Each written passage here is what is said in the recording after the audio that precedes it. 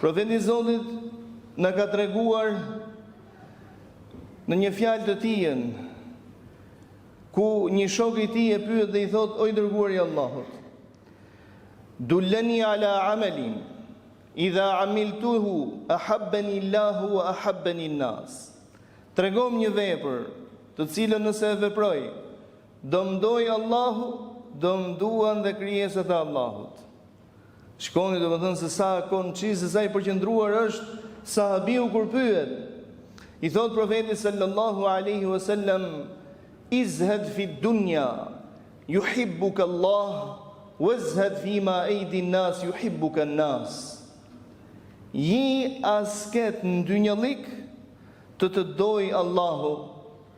Largoju interesave të njerëzve, mos u aprek interesat njerëzve, të duan njerëzit. Çfarë do thot ji asket në dynjallik?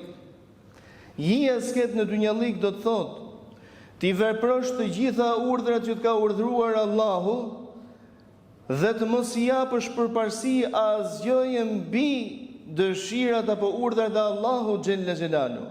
Kjo nuk do të thotë se nuk duhet të shijosh mirësitë dhe begatitë që Allahu ka krijuar në këtë botë, as pak.